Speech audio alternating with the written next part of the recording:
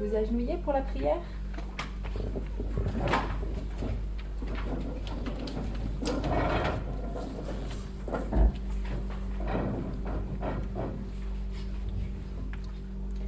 Notre Dieu, notre bon et tendre Père Céleste, combien nos cœurs sont remplis de joie et de reconnaissance parce que nous avons cette occasion d'être réunis avec nos frères et sœurs pour ce moment précieux, ce moment de convocation où tu désires que nous puissions être unis en toi et avec nos frères et sœurs. Seigneur, tu nous vois rassemblés ici en ce lieu et nous avons tous à l'esprit le fait que tu reviens bientôt. Et Seigneur, nous désirons que nos cœurs soient en harmonie avec toi et que nos caractères soient semblables à celui de ton cher Fils Jésus.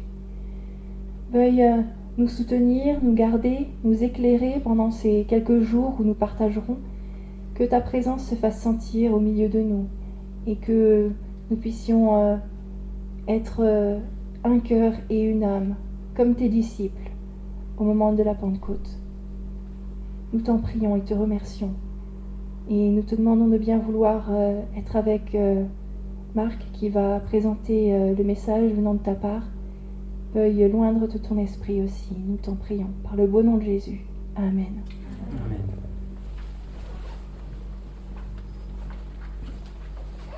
Bien, frères et sœurs, bonjour. Je renouvelle donc les vœux de bienvenue qu'a déjà dit Elisabeth. Nous sommes très heureux de vous voir. Il y a beaucoup de visages familiers. J'ai une très grande joie d'avoir ici Gilbert et Christiane, qui sont des amis de longue date à mes parents et que je connais depuis tout petit. Donc soyez vraiment les bienvenus tout spécialement et à tous les frères et sœurs aussi qui viennent d'arriver, bienvenue. Donc à titre d'annonce, on a mis des livres à l'entrée et aussi derrière. Donc vous pourrez les prendre, ils sont là pour que le peuple de Dieu puisse grandir dans la foi. Ce sont des livres qu'on a pour la plupart traduits. Il y a aussi des livres, il y a une nouveauté qu'on vient de finir là, qu'on vient d'agrafer cette semaine. Ça s'appelle La sagesse de Dieu, un très beau petit livre de notre frère Ebens. Après il y a des livres que vous avez peut-être déjà reçus dans le courrier ou que vous connaissez peut-être déjà ou pas. Donc il y a le modèle divin qui est un très bon livre et un livre plus petit qui s'appelle le modèle divin de la vie qui axe, donc celui-là c'est plus sur l'église et celui-là c'est plus sur la famille, voilà. Et il nous reste encore quelques livres, le fondement de notre foi que nous avions traduit dans les années 2007 et 2008 et bien sûr des précieux petits livrets que notre frère Élie a écrits, je tiens à les présenter. Et on a aidé à les publier et nous apprécions beaucoup ce travail qui est fait assidûment. Il y en a d'autres qui sont en train d'être écrits. Alors il y a Sur les pas de nos anciens, c'est des études bibliques, enfin c'est différents sujets. Sur les pas de nos anciens, c'est ce que croyaient les premiers adventistes. Après, il y a Sanctifié par ta vérité, ta parole est la vérité. Et celui-là, c'est sur la croyance biblique en contraste avec la tradition. Êtes-vous chrétien ou croyant? Entre guillemets de tradition, ce qui veut dire autre chose. Voilà, donc sentez-vous libre de prendre aussi pour partager. Vous pouvez prendre tout ce qu'il vous faut. L'objectif, c'est que ça soit entre les mains des frères et sœurs qui sont en recherche de plus de vérité et qui veulent étudier. Voilà.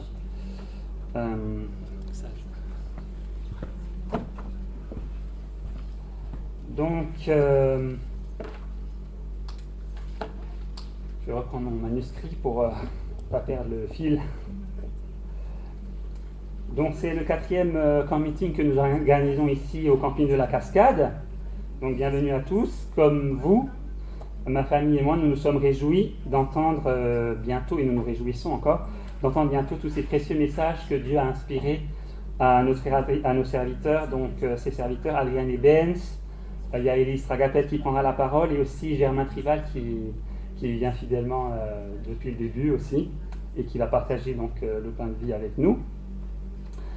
Ayant donc pris l'initiative de ces rencontres, j'aimerais cependant m'adresser à vous et partager ce que le Seigneur nous a mis à cœur pour ces quelques jours de partage spirituel, ainsi aussi que l'orientation que l'Esprit Saint nous a inspirée pour cette rencontre et celles à venir. Comme vous le savez, lorsqu'on entreprend de répandre l'évangile de Christ, l'ennemi est là pour susciter toutes sortes d'obstacles, pour empêcher l'Esprit de Dieu d'atteindre les âmes et de les empêcher aussi de grandir spirituellement pour se préparer pour le retour du Seigneur Jésus. Donc la première tactique de l'ennemi, c'est de semer la discorde entre les frères et sœurs pour couper la communication et aussi nous isoler les uns des autres. Alors j'ai maintenant 38 ans et je peux dire que j'ai à maintes fois reprises été témoin donc de la facilité avec laquelle malheureusement on peut jeter des relations par-dessus bord, simplement parce que d'autres n'adhèrent plus à notre dernière croyance ou notre dernier point de découverte, un tel point de doctrine que nous estimons important. Est-ce vraiment la manière dont Dieu veut que nous gérions nos relations?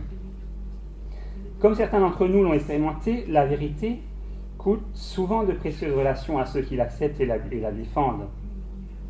Et bien sûr, les personnes concernées diraient certainement que nous les avons rejetées, puisque, comme on dit, chacun voit midi à sa porte, donc ne pensons pas que les autres ont tous les torts. Mais la réalité est qu'il est difficile au cœur charnel de garder de l'amour pour ceux qui, à nos yeux, sont en train de s'égarer.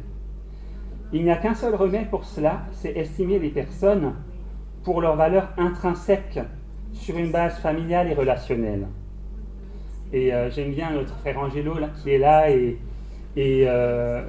qui a beaucoup de relations, et c'est toujours Papy Angelo, c'est toujours des tontons, c'est toujours des rapports fraternels et familiales que nous avons. Et depuis quelques années qu'il est là aussi, nous l'apprécions beaucoup.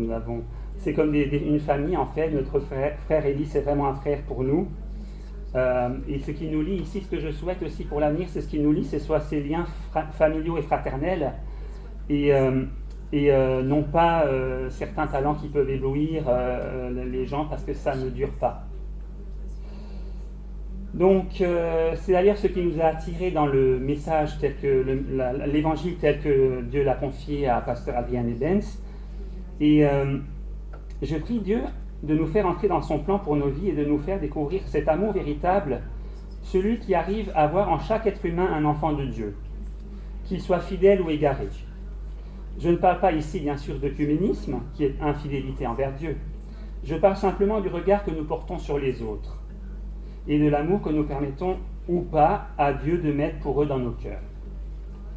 Le thème de ce camp meeting étant donc l'évangile éternel, nous allons à présent ouvrir nos Bibles pour essayer de mieux comprendre le cœur de l'évangile que Christ est venu nous révéler et nous enseigner sur la terre. Ouvrons donc nos Bibles dans Luc, chapitre 9, versets 55 et 56. Luc 9, 55 et 56.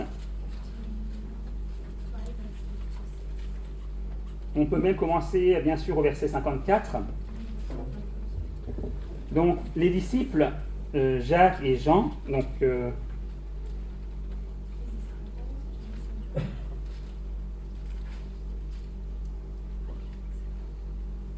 excusez-moi. On va commencer au verset même 51. Lorsque le temps où il devait être enlevé du monde approcha, Jésus prit la résolution de se rendre à Jérusalem. Donc notez bien où il se rend. Il se rend à Jérusalem. Il envoya devant lui des messagers qui se mirent en route et entrèrent dans un bourg des Samaritains pour lui préparer un logement. Mais on ne le reçut pas, parce qu'il se dirigeait sur Jérusalem. C'est marqué très clairement. Pourquoi ? Parce qu'il se dirigeait sur Jérusalem. Les disciples Jacques et Jean, voyant cela, dirent « Seigneur, veux-tu que nous commandions que le feu descende du ciel et les consume, comme Élie le fit ?» Jésus se tourna vers eux et les réprimanda, disant « Vous ne savez de quel esprit vous êtes animés, car le Fils de l'homme est venu non pour perdre les âmes des hommes, mais pour les sauver. » Et ils allèrent dans un autre bourg. Alors, notre thème, c'est aujourd'hui l'évangile, pour ce week-end, c'est l'évangile éternel. Donc, quel est le cœur de l'évangile ? C'est le calvaire. C'est le calvaire qui est au cœur de l'évangile.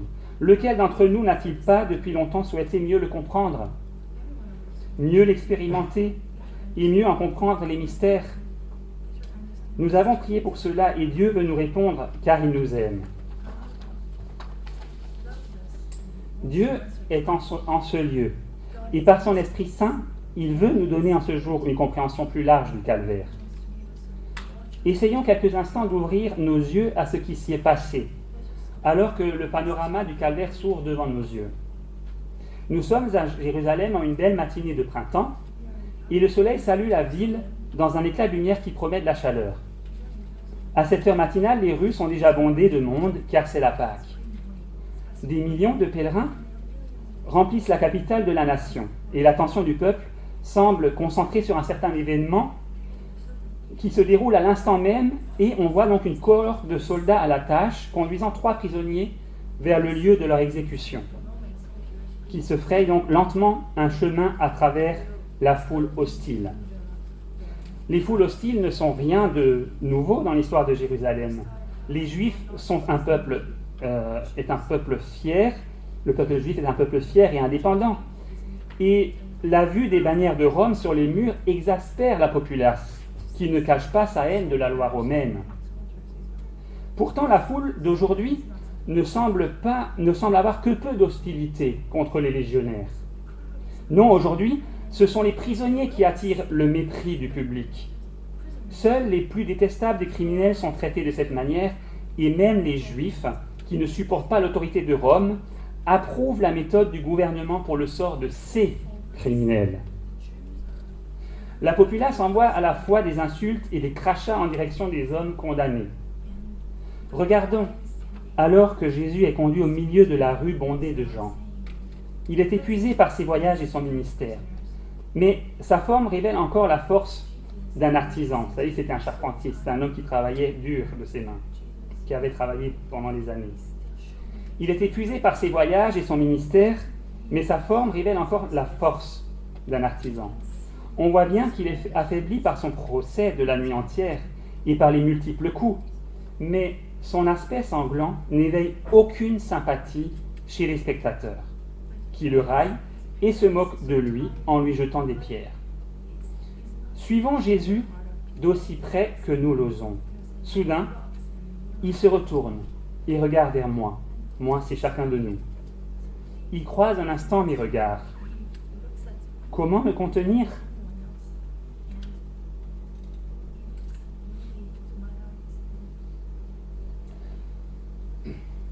Regarde-les.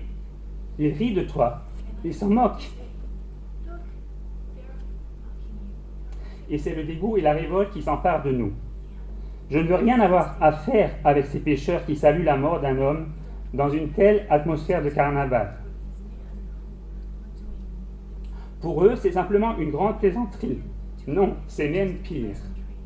Ils pensent préserver leur nation de ce révolutionnaire. Je suis prêt à le combattre. C'est alors que Jésus se tourne vers moi avec un sérieux qui ne peut méprendre et il dit : il s'agit des personnes, mon frère. L'Évangile a pour but de prendre de pauvres personnes troublées et perdues et de les restaurer à mon image. Il ne s'agit pas seulement d'élever la vérité et de dénoncer l'erreur, comme tu étais tenté de le faire. La raison d'être de l'Évangile, c'est de restaurer les personnes mêmes qui crachent sur moi en cet instant. À présent, Jésus veut nous poser 4 questions pour nous aider à réaliser son grand amour envers nous et combien notre amour pour les autres est bien en dessous de ce qu'il attend de nous. La première question est la suivante. Mon frère, ma sœur, qu'aurais-tu fait de Aaron ? T'en souviens-tu ? C'était le frère de Moïse qui a permis au veau d'or d'être construit par les enfants d'Israël pendant que Moïse était sur la montagne, parlant avec moi et recevant les tables de la loi avec les 10 commandements. Nous pourrions nous référer à lui comme étant le vice-président de l'Église adventiste. Qu'aurais-tu fait de lui ? On peut facilement voir la situation. Moïse avait confié le peuple à Aaron alors qu'il était monté sur la montagne. Les problèmes avaient commencé alors que Moïse était resté bien plus longtemps que prévu sur la montagne et que le peuple s'était tourné vers Aaron en disant : « Allons, fais-nous un Dieu qui marche devant nous, car ce Moïse, cet homme qui nous a fait sortir du pays d'Égypte, nous ne savons ce qu'il est devenu. » Exode 32, verset 1. C'est ainsi qu'Aaron leur a demandé d'apporter des bijoux en or, puis les fit fondre, en un veau d'or, puis les présenta au peuple en leur disant que c'était là leur Dieu qui les avait libérés de l'esclavage. Plus tard, alors qu'il fut confronté par Moïse, il nia sa responsabilité et prétendit que tout ce qu'il avait fait, c'était de jeter l'or dans le feu, et que le veau en était sorti par un miracle. Pensez-y. Aaron avait eu la responsabilité du peuple, mais l'avait conduit dans le péché. Il désobéit explicitement à Dieu et fit un faux Dieu, une idole. Il eut ensuite l'audace de mentir sur toute cette affaire. Que feriez-vous d'un chef d'État ou d'un responsable d'Église qui aurait été impliqué dans un tel scandale? Je sais ce que je ferais. Je le mettrais dehors. Et je suis sûr que vous feriez de même. Nous nous assurerions que cette personne n'aurait plus jamais une position de responsabilité à déshonorer une fois de plus. Que fit Dieu? Il fit d'Aaron le grand prêtre. L'Évangile est là pour restaurer ceux dont le caractère est faible et non pour les jeter dehors. La deuxième question est: qu'aurais-tu fait de David? Le roi David, qui non seulement commit l'adultère, mais donna aussi la mort à un homme pour cacher son péché, qu'aurais-tu fait d'un dirigeant comme lui? Nous le metterions dehors, mais Dieu ne l'a pas fait.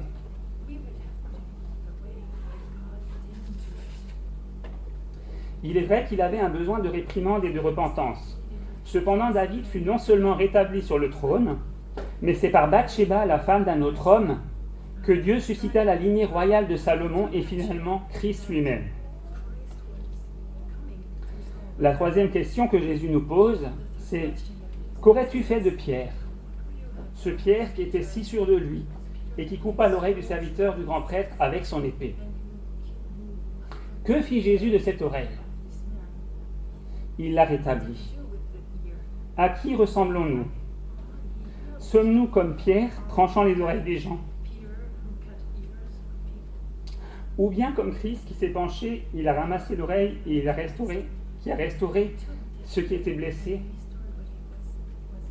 Pierre a non seulement coupé l'oreille du serviteur ce soir-là, mais il renia son Seigneur 3 fois. Qu'auriez-vous fait de Pierre? J'aurais dit: on ne peut rien faire de ce garçon, il n'a pas d'espoir pour quelqu'un comme lui. Dehors.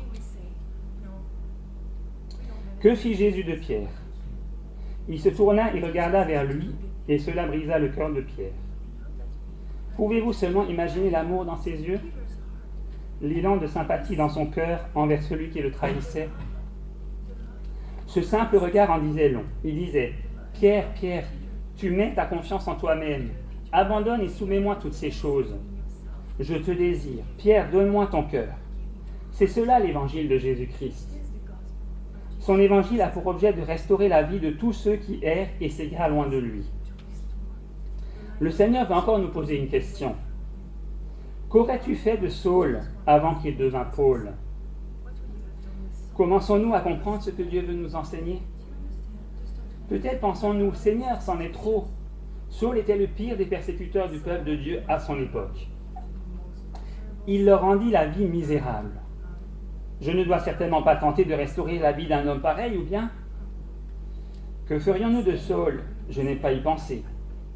Mais Dieu prit Saul et en fit Paul, le plus grand évangéliste que le monde ait jamais connu. Voilà le cœur de l'évangile. Prendre ce genre de personnes, les transformer, puis les utiliser pour atteindre le monde par le même évangile qui les a atteints et a transformé leur vie. En tant que peuple, il semble que nous avons manqué de comprendre cela. Mais l'évangile est bien plus qu'un ensemble articulé de vérités, le contraire de l'erreur, ou bien même l'église que vous fréquentez. Il s'agit du salut de ceux qui ne voient pas les choses comme vous, qui sont hostiles à nos vérités, à notre église ou à notre style de vie.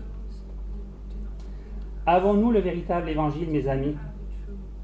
Que faites-vous de ceux qui ne voient pas les choses comme vous? Qu'en est-il de ceux qui diffèrent de nous dans notre propre église, dans notre ministère ou nos institutions? Que faisons-nous de ceux qui ne sont pas d'accord avec nous? Quelle est notre attitude envers eux? Vous savez, il y a une tendance dans nos cœurs et nos vies à les mettre de côté. à écrire et à prêcher contre eux pour les éliminer de nos vies et de celles de notre entourage. Mais est-ce cela l'Évangile? Sommes-nous impliqués dans des activités qui consistent à arracher et à jeter dehors? Ces attitudes et ces activités n'ont rien à voir avec l'Évangile. Paul dit « Frères, le vœu de mon cœur et ma prière à Dieu pour eux, c'est qu'ils soient sauvés. » Romains 10, verset 1. Et en fait, Paul, il a écrit cela après avoir été frappé, lapidé, fouetté et jeté en prison par ses frères. Il manifestait pourtant une attitude d'amour envers ses ennemis. Son seul désir était qu'ils puissent être sauvés. Paul comprenait l'Évangile. Il y avait dans son cœur un désir d'atteindre ceux qui le persécutaient. Malgré leur comportement, il ne considérait pas le cas comme étant sans espoir. Écoutons les paroles de la messagère de Dieu à ce sujet. Dans Jésus-Christ, page 485, je l'ai traduit de l'anglais, c'est Desire of Ages, page 487, pour être un peu plus précis. On ne peut trouver de preuve plus convaincante que nous sommes remplis de l'esprit de Satan que la disposition à blesser et détruire ceux qui n'apprécient pas notre œuvre ou agissent contrairement à nos idées. Si notre attitude est de détruire ceux qui ne sont pas d'accord avec nous, que ce soit dans l'Église ou dans un autre ministère, nous avons l'esprit de Satan. Ces mots sont forts, n'est-ce pas? Ce ne sont pas les miens, mais ceux du témoignage de Jésus. Cette attitude se retrouve dans l'Église de Dieu aujourd'hui. Les membres et les dirigeants la promeuvent également. Elle domine en dehors de la structure organisée et au sein des ministères. Elle s'empare des institutions et elle est redoutable. Elle doit nous effrayer parce qu'elle n'a rien à voir avec l'évangile salvateur de Jésus-Christ. Bien sûr, il arrive que certains ministères aient attaqué l'Église organisée ou d'autres ministères et que ces derniers ont répondu par l'appareil. Au point que d'essayer de savoir qui a tout commencé devient futile. Le plus grave, c'est que tout le monde passe à côté de l'essentiel, et ainsi de l'Évangile lui-même. Dans Une vie meilleure, Ellen White nous dit « Il est infiniment préférable de se laisser accuser faussement que d'appliquer la loi du talion à nos ennemis. » Dans page 29. Alors, comment Dieu souhaite-t-il que nous gérions de telles situations? Lisons Galates 6, verset 1. Galates 6, verset 1.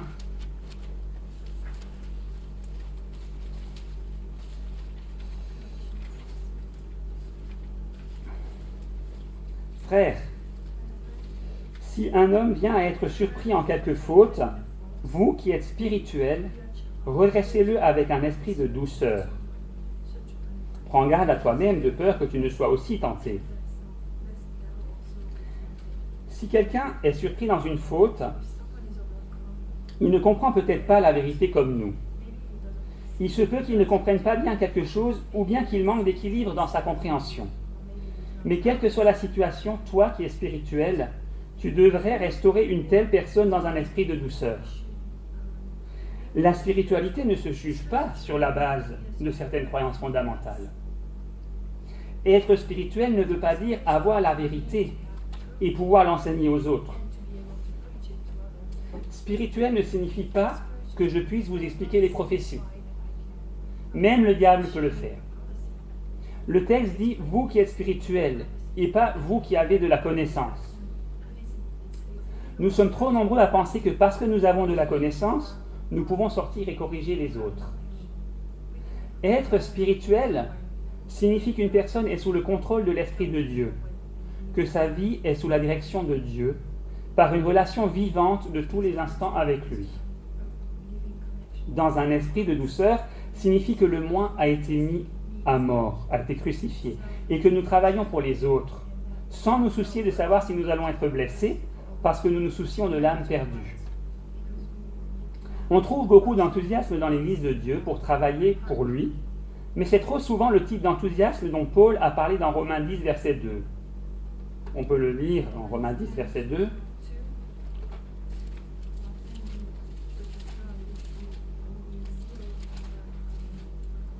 Je leur rends le témoignage qu'ils ont du zèle pour Dieu, mais sans intelligence. Paul savait certainement reconnaître le faux zèle. Il avait lui-même persécuté ceux qui ne voyaient pas les choses comme lui. C'était Romains 10, verset 2. Paul était certainement familier avec le zèle déséquilibré et égaré. Nous en voyons beaucoup à l'œuvre aujourd'hui, plein de bonnes intentions et cherchant à corriger d'autres personnes, des églises et des institutions, tout cela au nom de la vérité. L'une des affirmations que l'on entend souvent est que notre témoignage doit être encore plus pointu que celui de Jean-Baptiste. Le problème est que nous ne pourrons pas donner le message de Jean-Baptiste tant que nous n'aurons pas l'expérience de Jean-Baptiste. L'évangile ne consiste pas seulement à pointer les erreurs des autres, ni même à prêcher la vérité, mais à rétablir la relation des gens avec leur Sauveur.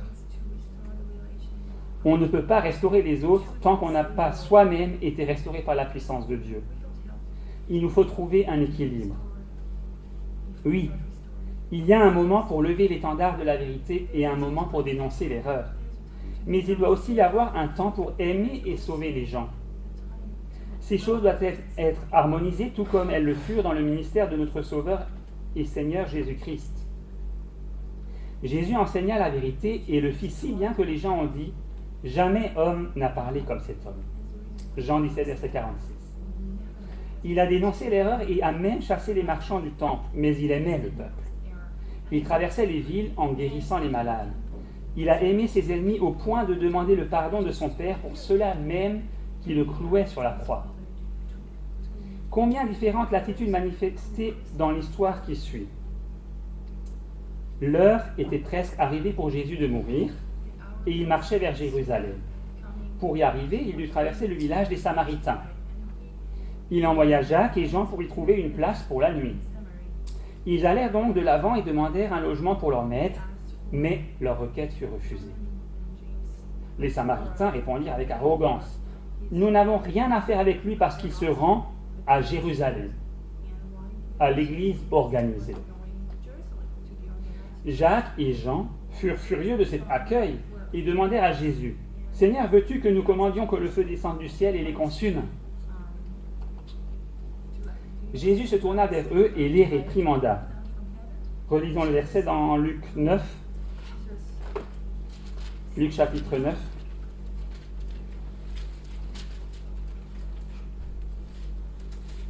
Verset 55. Jésus se tourna vers eux et les réprimanda, disant « Vous ne savez de quel esprit vous êtes animés. Car le Fils de l'homme est venu, non pour perdre les âmes des hommes, mais pour les sauver. » Les Samaritains représentent ceux que nous appellerions aujourd'hui les indépendants. Nous, par exemple, aujourd'hui. Ils croyaient au Messie à venir et à la parole de Dieu, mais ils étaient séparés du corps organisé. Lorsqu'ils découvrirent que Jésus n'était pas venu pour passer du temps avec eux, mais aller passer du temps avec le corps organisé, ils se dirent « Nous n'avons rien à faire avec lui ». Avez-vous déjà rencontré cette attitude ? Pour ma part, oui. On m'a déjà par exemple reproché de rendre un culte aux idoles pour avoir accepté d'accompagner quelques cantiques au piano dans une église locale, où il n'y avait personne pour accompagner. Notre attitude révèle notre expérience chrétienne. Manquons-nous quelque chose d'important ? Je pense que oui. Il nous est dit dans Acte 10, verset 34, que Dieu ne fait pas de favoritisme. Dieu aime-t-il les indépendants autant que l'Église organisée ? Bien sûr que oui. Il tend ses mains vers nous, quelle que soit la couleur de notre peau, notre nationalité, notre dénomination ou notre lien avec tel ou tel ministère. Il n'a pas honte de nous appeler frères et il souhaite s'approcher de chacun de nous. Sir White nous dit encore dans le livre Jésus-Christ que si Jésus était venu rétablir le temple et l'adoration sur le mont Garizim, les Samaritains l'auraient accueilli avec joie. C'est page 487 dans Desire of Ages. En d'autres termes, il disait « Si tu veux bien être des nôtres, penser comme nous, te joindre à notre groupe et ne rien avoir à faire avec eux, nous serons heureux de te recevoir. » De nombreuses personnes sincères pensent que ce sont eux l'ennemi à combattre. Ils pensent que l'Église organisée est l'ennemi, ou bien que ces autres ministères qui ne sont pas d'accord avec eux sont l'ennemi. Mais qui est le véritable ennemi? C'est le moi.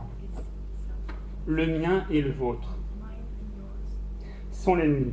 Et tant que nous n'aurons pas eu la victoire sur notre moi, nous n'aurons aucun droit d'aller combattre ces autres ennemis. L'évangile qui sauve est au sujet des gens. Il a restauré des personnes comme Aaron, David, Pierre et Saul. Aucune connaissance de la vérité, aussi juste soit-elle, ne prouve qu'une personne possède l'évangile. Si nous pensons être les seuls détenteurs de la vérité, nous n'avons pas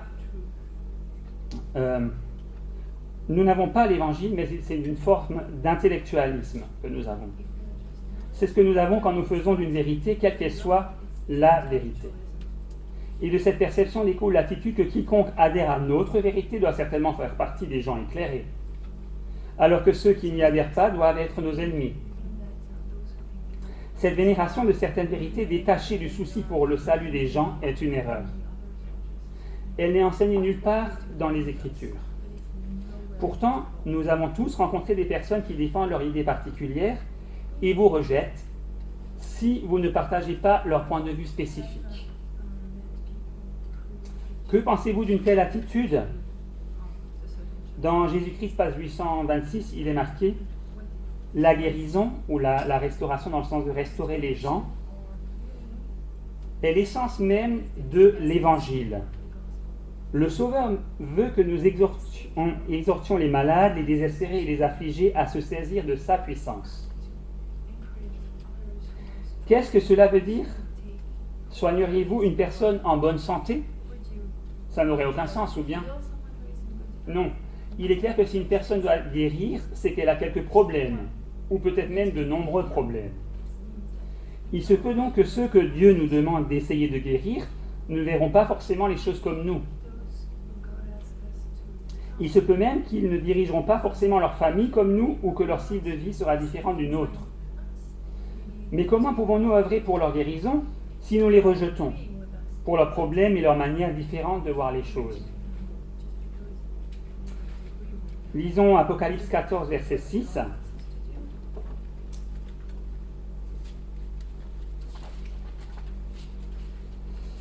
Apocalypse 14, verset 6.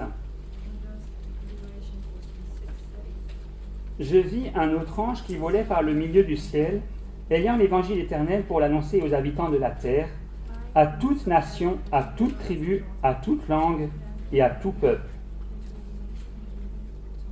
Si nous possédons l'évangile qui sauve et guérit, 14 verset 6, nous ne pouvons pas en même temps décider d'empêcher cet évangile d'atteindre ceux qui, par notre jugement même, en ont le plus besoin. Revenons un instant à cette histoire des Samaritains qui ont rejeté Jésus alors qu'ils souhaitaient loger chez eux. Souvenez-vous que Jacques et Jean voulaient les détruire par le feu du ciel.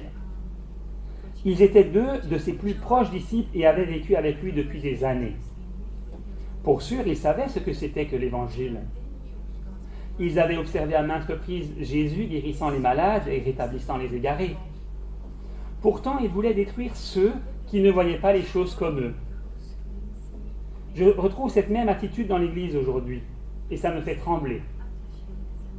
Lorsque nous avons cette attitude en tant que peuple, nous prions pour l'effusion du Saint-Esprit et que le Seigneur nous vienne en aide et qu'il nous sauve de nous-mêmes. Ce n'est qu'ainsi que nous pourrons recevoir son Esprit. Que voulaient faire les disciples? Qu'auraient-ils fait si Jésus leur en avait donné la puissance? Ils auraient détruit les gens même que Jésus était venu sauver. Voyez-vous, Dieu ne peut pas nous donner son esprit tant que nous aurons cette attitude. Nous ferions mieux de prier pour que le moi soit caché avec Christ en Dieu et que le règne du moi dans nos vies soit brisé. L'attitude que nous manifestons envers ceux qui nous désapprouvent démontre l'esprit qui nous anime. Dans cette histoire, ils ont démontré l'esprit de Satan. Si vous et moi avons été impliqués d'une manière ou d'une autre à des activités qui manifestent ce type d'esprit, si nous avons des DVD, des revues, des articles qui manifestent cet esprit-là, il nous faut nous en débarrasser, mes amis. Le mal, c'est le mal, qu'il vienne de l'intérieur de l'Église ou de l'extérieur. Parce que nous sommes transformés à l'image de ce que nous contemplons. Sortez ces choses de vos maisons et fuyez-les aussi vite que possible parce qu'elles vous corrompront et sont absolument opposées à l'évangile de Christ. Jésus fut peiné par les paroles de Jacques et Jean. Il était sur le chemin de la croix et il allait mourir pour les personnes mêmes que les disciples voulaient détruire. L'évangile est au sujet des gens. Il ne concerne pas simplement un système de doctrine ou des doctrines. Il concerne les personnes pour lesquelles Christ est mort. L'évangile consiste à guérir les âmes perdues et à les préparer pour le ciel. Je pense que nous avons un problème. Il semble que nous aimons plus l'organisation, notre ministère ou la vérité que les gens. Cet esprit qui cherche à blesser et à détruire une personne, un système ou un ministère n'est pas de Dieu. Si nous espérons un jour entrer dans le royaume de Dieu ou être utilisés pour en atteindre d'autres, nous ferions bien de permettre à Dieu d'équilibrer notre approche. Ce n'est que lorsque les autres verront que nous les aimons inconditionnellement et que nous sommes prêts à les servir que l'Évangile aura véritablement un pouvoir salvateur dans nos vies. Pourquoi ? Parce que l'Évangile est pour les hommes et les femmes de tous les temps. Que Dieu nous vienne donc en aide afin que, durant ces quelques jours passés ensemble, nous puissions être animés de l'Esprit du Christ et le rayonner autour de nous lorsque nous reprendrons le chemin de nos vies respectives. Amen. Amen. Prions Dieu pour que ces paroles puissent trouver un terrain fertile dans nos cœurs.